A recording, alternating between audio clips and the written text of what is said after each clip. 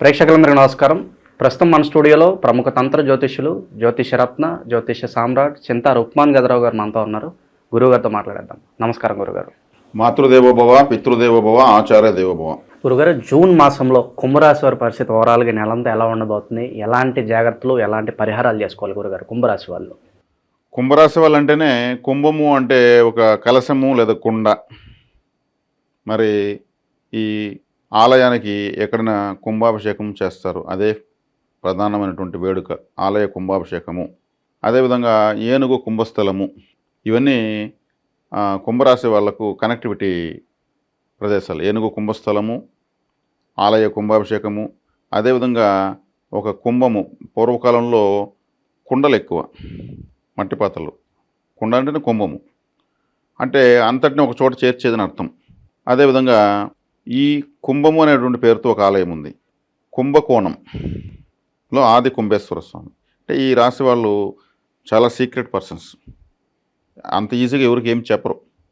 ఋషులు, మౌనంగా ఉన్నవాళ్ళు, తమలో తామే మాట్లాడుకునేవాళ్ళు, తమలో తామే లెక్కలేసుకునే వాళ్ళంతా ఈ కుంభరాశి వాళ్ళు. అంత అవుట్ కాదు, ఎనర్జీ అవుట్ కాదు, కానీ ఎనర్జీ బ్రహ్మాండంగా ఉంటుంది. వీళ్ళకి వచ్చిన సమస్య ఏమంటే ఇంట్లో చెప్పకుండా చేస్తారు. వివాహం అయిన తర్వాత కావచ్చు, కాకముందు కూడా కావచ్చు. దానివల్ల సమస్యలు వస్తాయి, నష్టాలు అయితే ఖచ్చితంగా వస్తాయి. వీళ్ళని ఏమర్చే వాళ్ళు కూడా ఉంటారు, వాళ్ళ దగ్గర ఏమరిపోతారు. దాన్ని కూడా ఎవరికి చెప్పరు. లాభాలు వచ్చినా చెప్పరు, నష్టాలు వచ్చినా చెప్పరు. కానీ ఎంతున్నా ఇంట్లో తెలిసిపోతుంది. వాళ్ళు ఎంత గట్టిగా ఉన్నా కూడా పెద్దగా చెప్పరు. అది వీళ్ళకు మైనస్ అని చెప్పచ్చు. శక్తి అంతా లోపల పెట్టుకోవడం గొప్ప లక్షణం. అది ఇంకా ఇతరుల వల్ల కాదు. అది ఏదైనా ఒక సంతోషాన్ని ఉన్నదానికన్నా రెట్టింపుగా అందరూ పంచుకుంటారు అందరి దగ్గర. వీళ్ళు అంత పంచుకోరు.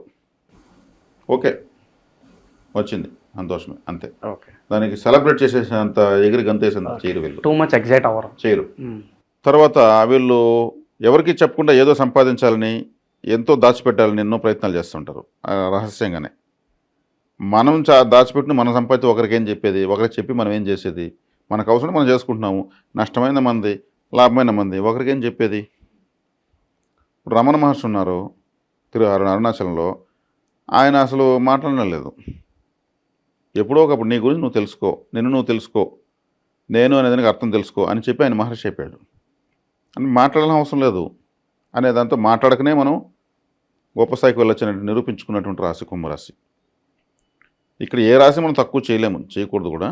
కానీ అక్కడ కొన్ని గొప్ప లక్షణాలు ఉంటాయి, అవే ఇప్పుడు పరిస్థితులకు మైనస్ అవుతాయి. దాన్ని వీళ్ళు సరిదిద్దుకుంటే చాలు. ఈ ఆది కుంభేశ్వర స్వామి ఆలయ దర్శనం చేసుకుంటే కుంభరాశి యాక్టివేట్ అయిపోతుంది. అది ఏలినాటి శని ఉండి, గురుబలం లేకపోని, ఇంకేమన్నా కానీ ఆది కుంభేశ్వర స్వామి ఆలయానికి వెళ్ళొస్తే కుంభరాశి యాక్టివేట్ అవుతుంది. ఏనుగు కుంభస్థలం పైన ఊరేగుతున్న దేవతా ఉత్సవాన్ని పోయి పాల్గొంటే వీళ్ళు ఈ రాశి వాళ్ళు యాక్టివేట్ అయిపోతారు. అదేవిధంగా ఆలయ కుంభాభిషేకాలు జరుగుతుంటాయి. ఎక్కడ ఏ ఆలయానికైనా సరే ఆ ఫంక్షన్లో వీళ్ళు పాల్గొని ఆ కలశంలో నీళ్లు చల్లుతారు. చల్లించుకుంటే వీళ్ళు యాక్టివేట్ అయిపోతారు. వర్షం పడేటప్పుడు కుండలు, కుంభము కదా, పెట్టి ఆ నీళ్ళు సేవ్ అవుతాయి. దాన్ని పెట్టుకుని వీళ్ళు తాగుతుంటే యాక్టివేట్ అయిపోతారు. ఈజీ పరిహారం. దశలు, భుక్తులు దేంతో సంబంధం లేదు. వీళ్ళ రాశి యాక్టివేట్ కావాలి, వీళ్ళు యాక్టివేట్ కావాలి. ఓకే. ఏనుగు కుంభస్థలం పైన ఉన్నటువంటి ఊరేగింపులు కేరళలో జరుగుతాయి. ఆలయ కుంభాభిషేకం అన్ని చోట్ల జరుగుతాయి. అందాక వెళ్ళాం కాబట్టి వీళ్ళు విఘ్నేశ్వరుని ఎక్కువగా ఆరాధించవచ్చు. పెద్ద ఏనుగు ఫోటో ఒకటి క్యాలెండర్ హాల్లో తగిలించుకోవచ్చు. ఆలయ కుంభాభిషేకాలు ఎక్కడ తెలిస్తే ఆటోమేటిక్గా వెళ్ళిపోవచ్చు. ఓకే. ఇప్పుడు ప్రస్తుతం వీళ్ళకు ఈ నెల, ఈ జూన్ మాసంలో, ఈ సంవత్సరం 2025లో శని భగవానుడు వీళ్ళకు రాశాధిపతి ద్వితీయంలో ఉన్నాడు. వీళ్ళకు ద్వితీయాధిపతి పంచమంలో ఉన్నాడు. అదేవిధంగా రాహు జన్మంలోకి వచ్చాడు, కేతు సప్తమంలోకి వచ్చాడు. ఈ గ్రహ సంచారీత్యా చూస్తే జన్మంలోకి రాహుకి ఇష్టమైన స్థానం కుంభరాశి. కుంభం రాహుకి మూల త్రికోణం అంటారు. అంటే మిథున, తులా, కుంభాలు ఒకదానికి ఒకటి 5వ స్థానంలో ఉంటాయి. మిథున రాశిలో ఆరుద్ర నక్షత్రం 4 పాదాలు రాహు ఉంటాయి. తులారాశిలో స్వాతి నక్షత్రం 4 పాదాలు రాహుదే ఉంటాయి. కుంభరాశిలో 4 పాదాలు శతభిషం, 4 పాదాలు ఇక్కడ ఉంటాయి. ఈ కుంభరాశిలోకి వచ్చేయడానికి ఈ మూల త్రికోణం రాశి అంటారండి. ఆయన హ్యాపీగా ఉంటాడు. జన్మలోకి రాహు వచ్చేసిన బెంబేలో తెలుసుపనిలేదు. Rahu multiple character artist. ఆయనకు ఉన్న శక్తియుక్తులు ఎవరికి లేవు. ఆయన జన్మలోకి వచ్చినట్టు వీళ్ళకి చాలా తెలివితేటలు వస్తాయి. ఇప్పుడు ఇన్ని రోజులు ఏలినాటి శని వల్ల చాలా ఇబ్బంది పడ్డారు. శని భగవానుడు జన్మలో ఉండి అంతా ఇంత కాదు, వీళ్ళ ఇబ్బంది మనం వర్ణాతీతం. అందులో వీళ్ళు మౌనంగా ఎక్కువ ఉండగలరు కాబట్టి ఎవరికి చెప్పుకోకుండా ఎంతనా భరించేస్తారు వీళ్ళు, స్వీకరిస్తారు. పరమేశ్వరుడు గర్ల కంఠంలో ఎలా అయితే పెట్టుకుని మౌనం ప్రశాంతంగా ఉంటాడో అలా ఉంటారు వీళ్ళు. ఏదైనా కానీ కష్టం రాని నువ్వు సుఖం రాని అని సరసమానంగా చూసేస్తారు. ఓకే. ఆ బాధల నుంచి ఇప్పుడు రిలాక్స్ పొందొచ్చు వీళ్ళు. ఎందుకంటే జన్మంలోకి ఆయన వచ్చాడు ఈ బాధలతో అనుభవంతో. రాహు అంటే తల మాత్రమే, ఆయనకి ఇంటెలిజెన్స్ ఎక్కువ. రాహువును మించిన ఇంటెలిజెంట్ ఈ సమస్త సృష్టిలో లేరు. సాక్షాత్ మహావిష్ణువుని ఏమార్చాడు ఆయన. మహావిష్ణువుని ఏమార్చాలంటే అంత అయ్యే పని కాదు. ఆయన ఏమార్చి అమృతం తాగేశాడు. మహావిష్ణువే లెక్కలేదు ఆయనకి. ఆయన ఇంటెలిజెన్స్ ముందు మహావిష్ణువే ఫుల్ అయిపోయాడు. అంత గొప్ప యుక్తి ఉంటుంది ఆయనకి. ఇప్పుడు వీళ్ళ తెలివితేటలు బాగానే పనిచేస్తాయి. వీళ్ళు కొంచెం బుర్ర తట్టి నిజం మన వీడియో చూసి కొంచెం బుర్ర తట్టారనుకోండి, నిజమే కదా అనేసి వీళ్ళు అంటే సరైన నిర్ణయాలు తీసుకోగలుగుతారు. షార్ట్ కట్ మెథడ్స్, సరైన షార్ట్ కట్ దగ్గర దారులు. ఓకే. ఇలా చుట్టుకుని వచ్చేదాని కన్నా షార్ట్ కట్లో పిల్ల దారులు ఎత్తుకుని పోయి అడ్డంగా కూడా వెళ్ళిపోతాడు అండి. అవన్నీ రాహువే. రాహు అంతా షార్ట్ కట్ మెథడ్స్, అడ్డదారులు ఇవన్నీ చూపిస్తాడు. ఈ రాహువు లగ్నంలో రావడం వీళ్ళకి శుభమే. ఎక్కువగా తినడానికి ఇష్టపడతారు. తలంటే ఎక్కువ ఆలోచించడానికి, ఎక్కువ షార్ట్ కట్ మెథడ్స్, లాజిక్స్ కనిపెడతారు, టెక్నిక్స్ కోసం ఆలోచిస్తారు. వీటిలోనే ప్రపంచం ఉంది ఇప్పుడు. లైఫ్ అంటే ఒక లాజిక్ అని తెలుసుకుంటారు ఇప్పుడు. లాజిక్ తెలియకపోతే మనకు గురువు లాభంలో ఉండి ఇంకొక అద్భుతమైన స్థానంలో ఉంటే కూడా ప్రయోజనం లేదు. లాజిక్ తెలియని వాడికి ఏం చేస్తాడు? లాజిక్ తెలిసినవాడు గురువు బలం లేకపోయినా శని బలం లేకపోయినా ఇతనికి లాజిక్ తెలుసు, అధిగమిస్తాడు. ఈ లాజిక్ లేకపోతే వేరే వాళ్ళ మ్యాజిక్ బలైపోతాడు. లాజికల్ గ్రహము లగ్నంలోకి వచ్చింది, తనకి ఇష్టమైన స్థానం అది. బ్రహ్మాండంగా వీళ్ళు లాజికల్గా పోతారు. వీళ్ళకి ఇది అర్థమవుతుంది నిజమే కదనేసి. అయినా వీళ్ళు మన వీడియో వింటే కూడా ఇవన్నీ ఒప్పుకున్నాక ఇంకోరు చెప్పరు. టాకాను కూడా ఒక అభినందించారు వీళ్ళు. ఇక మనీ ఫ్లో ఎలా ఉంటుంది? మనీ ఫ్లో బాగానే ఉంటుంది. ద్వితీయంలో రాశాధిపతి ద్వితీయంలో ఉంటే డబ్బు రాకుండా ఉంటుందా? ద్వితీయాధిపతి 5లో ఉంటాడు, డబ్బు వస్తుంది. డబ్బులకు ఇబ్బంది లేదు. ఎలాంటి వ్యాపారాల్లో వీళ్ళు ఇన్వెస్ట్మెంట్స్ పెడితే బాగుంటుంది అంటారు? ఎలాంటి వ్యాపారాలు అంటే ఫుడ్ రిలేటెడ్ బాగుంటుంది. ఫుడ్ రాహు లగ్నంలోకి వచ్చాడు కాబట్టి అతను ఫుడ్ అంటే చాలా ఇష్టం. ప్రపంచంలో ఫుడ్ రిలేటెడ్ బిజినెస్ మొత్తము చంద్ర రాహువులు. రైస్ అంటే చంద్రుడే, వాటర్ అంటే చంద్రుడే. ఈ ఫుడ్ని ఎక్కువ ఇష్టపడేవాడు రాహు.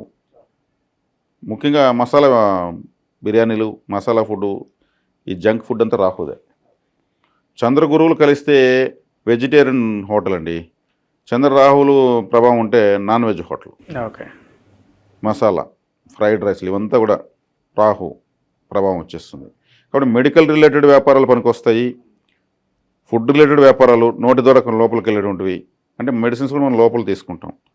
అదేవిధంగా రైస్ బిజినెస్, బోర్వెల్స్ ఎందుకంటున్నాను? బోర్వెల్ ఫుడ్కి సంబంధం ఉంది. బోర్వెల్స్ వేస్తేనే పంటలు పండుతాయి. శని రాష్ట్రాధిపతి ద్వితీయంలో జలరాశిలో ఉన్నాడు. ఆ స్థానాధిపతి మిథునంలో ఉన్నాడు. మిథున రాష్ట్రాధిపతి బుధుడు పచ్చదనానికి కారకుడు. పంటలు పండాలి కదా.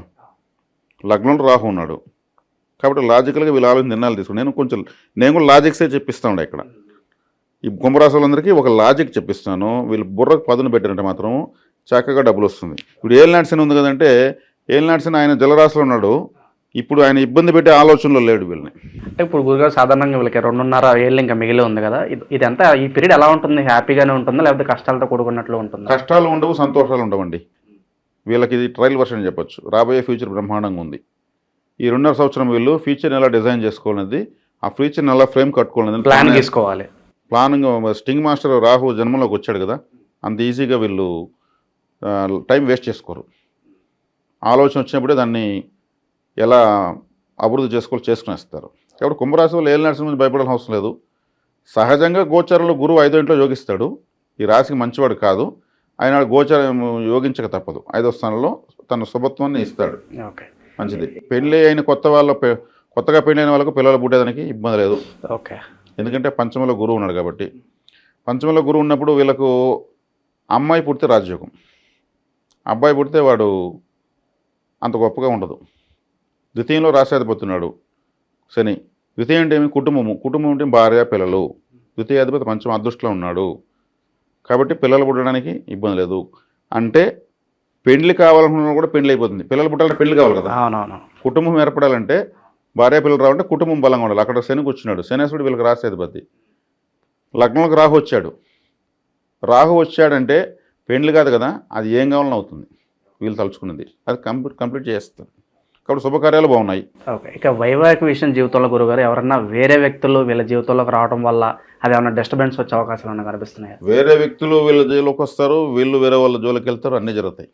జన్మలో ఉండేది రాహు. నీ షార్ట్ కట్ మెథడ్స్ చూడనంటే చూసేది, అట్రాక్షన్స్ అట్రాక్షన్స్ ఎక్కువ. తలతో చేయాల్సిన యాక్టివిటీస్ మొత్తం చేస్తారు వీళ్ళు. ఎందుకంటే రాహు ప్రభావం అది. అంటే ఇక్కడ మనుషులు మనం ఏం చేసేది, గ్రహ ప్రభావంతో మనిషి పోతూ ఉంటాడు. మన ఎందుకు అది తెలిసిన విషయమే. ఆ రాహు వచ్చే కాడికి యాక్చువల్గా ఒక అన్న ఒక చెల్లికి పుట్టినటువంటి వ్యక్తి. అంటే ఒక భార్యాభర్త అంటే దానికి ఒక వావి వరస ఉంటుంది. వాళ్ళు చూస్తారు మీకు మేమేమవుతాము, వరసకు అమ్మాయి మా అబ్బాయికి ఓకే మామ కూతురు అవుతుంది, అత్త కూతురు అవుతుంది. కానీ రాహు యొక్క పుట్టుగా ఒక అన్నా చెల్లి వ్యామోహించుకుని వాళ్ళ తల్లిదండ్రులు అన్నా చెల్లెలు. ఇది పెద్ద చరిత్ర ఉంది, ఇంకోసారి నేను వివరిస్తాను. ఎందుకంటే వెస్ట్రన్ కల్చర్ మొత్తం రాహుదే. ఇతర దేశాలంతా ఈ సంస్కృతి లేదు, అక్కడంతా రిలేషన్స్ ఎలా ఉండవు. అందుకే రాహు బ్రహ్మాండం, రాహు ప్రపంచంలో ఉన్నటువంటి అంతా రాహు లేకపోతే ప్రపంచంలో అని చెప్పింది. కాబట్టి రాహు జన్మలోకి వచ్చాడు. వీళ్ళకు చూడాలనిపిస్తుంది, ఎవరైనా వీళ్ళని చూస్తే బాగుండనిపిస్తుంది. ఎందుకంటే ఇక్కడ కన్నులే ఇంపార్టెంట్. రాహుకి తీర్చినమైన కన్నులు. రాహు యొక్క ఫోటో భీకరంగా ఉంటుంది.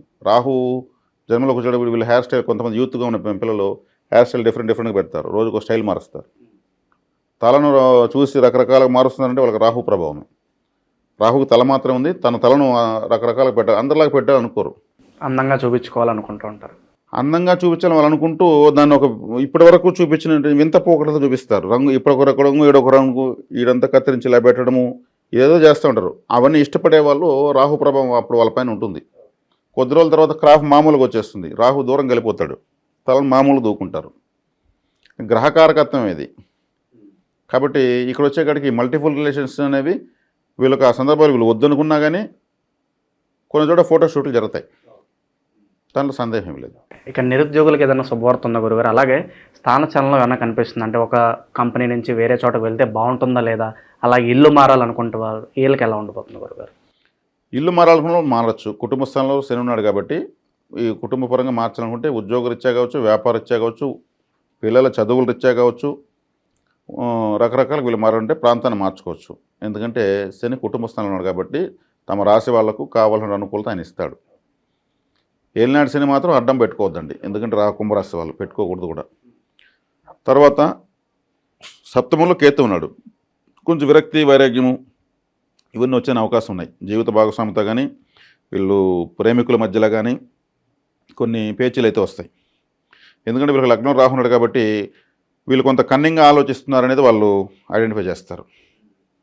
అంటే రాహు వచ్చే కాడికి cunning planet, shortcut methods, జిమ్మిక్లు, లాజిక్లు, బ్లఫ్ మాస్టర్ కూడా అంటూ ఉంటాం ఆయన. అవన్నీ ఐడెంటిఫై అవుతాయి కదా. ప్రపంచంలో ఎవరి గురించి ఎవరికి తెలిసినా ఎవరు తెలియకపోయినా భార్య గురించి భర్త గురించి భార్యకు అడక్కనే తెలుసుకుంటారు వాళ్ళు. వాళ్ళ యొక్క స్థానం అటువంటిది. అక్కడ కొన్ని డిస్టర్బెన్స్లు కూడా వస్తాయి, దాన్ని కొంచెం బ్యాలెన్స్ చేసుకోవాలి. ఓకే గురుగారు, ప్రజెంట్ ఉన్న గ్రహస్థితి బట్టి ఎలాంటి పరిణామాలు జరగబోతున్నాయో చెప్పారు. మరి ఇప్పుడు ప్రజెంట్ గ్రహస్థితి బట్టి ఎలాంటి రెమెడీస్ అవసరం అంటారు వీళ్ళకి రెమెడీస్ తీసుకుంటే మామూలుగా పంచమంలో గురువు జన్మజాతకంలో గురువు పంచమంలో మంచోడు కాదు, జన్మజాతకంలో నేను చెప్పింది. గోచారంలో నీరుంటాడు వెళ్ళిపోతాడు, జన్మజాతకంలో పుట్టే లైఫ్ టైం పనిచేస్తుంది. ఓకే, అదే ఎందుకంటే కారకో భావనాశాయ అన్నారు. కారకో భావనాశాయ అంటే 5వ స్థానం సంతాన స్థానం. సంతాన స్థానంలో సంతాన కారకుడు ఉండకూడదు. అలా ఉంటే ఆ భావం నాశనం అయిపోతుంది. అందుకే నేను చెప్పింది వీళ్ళకు అమ్మాయి పుడితే యోగము, అబ్బాయి పుడితే అంత యోగవంతుడు కాడు అని చెప్పింది. కాబట్టి ఇక్కడ చక్కగా వీళ్ళు ప్రాచీన శివాలయానికి వెళ్ళడం చాలా మంచిది. ప్రాచీన శివాలయానికి ఎందుకు? భార్య పిల్లలతో ఉన్న ఏకైక దేవుడు శివుడు మాత్రమే. ఫ్యామిలీ ఫోటో ఆయనకి తప్పితే ఎవరికి ఉండదు. ఇప్పుడు పంచమ స్థానంలో గురువు ఉన్నాడు. వీళ్ళ సంతాన ప్రాప్తి, సంతానం ఉన్నవాళ్ళు బాగా అభివృద్ధి చెందాలన్నా అక్కడ కారకుడు, సంతానకారకుడు ఉన్నాడు కాబట్టి సంతాన విషయంలో కన్ఫ్యూజన్స్ వస్తాయి. ఆ విషయం చాలామందికి తెలియదు, నాకు తెలియదు. కానీ కాబట్టి ప్రాచీన శివాలయానికి వెళ్ళడం, కుటుంబ స్థానంలో శని ఉండడము, లగ్నంలో రాహు ఉండడము, ఈ కాంబినేషన్ వల్ల ప్రాచీన శివాలయం 1కి 3 సార్లు ఎందుకుంటున్నానంటే కొన్ని వేల సంవత్సరాలుగా కొన్ని లక్షల సార్లు విశేషమైన అభిషేకాలు జరిగి మన ఆ శక్తి విడుదలవుతూ ఉంటుంది ఆ శివలింగం నుంచి. ఆ బ్రీతింగ్లోకి వీళ్ళు వెళ్తే వీళ్ళకంతా కూడా బ్యాలెన్స్ అవుతుంది పరిస్థితి. అది చక్కటి పరిష్కారం వీళ్ళకి. ఓవరాల్గా జూన్ మాసంలో కుంభరాశి వాళ్ళకి ఎలా ఉంటుంది, ఎలాంటి రెమెడీస్ చేసుకోవాలి, చాలా బాగా వివరించారు గురుగారు. ధన్యవాదాలు. ధన్యవాదాలు.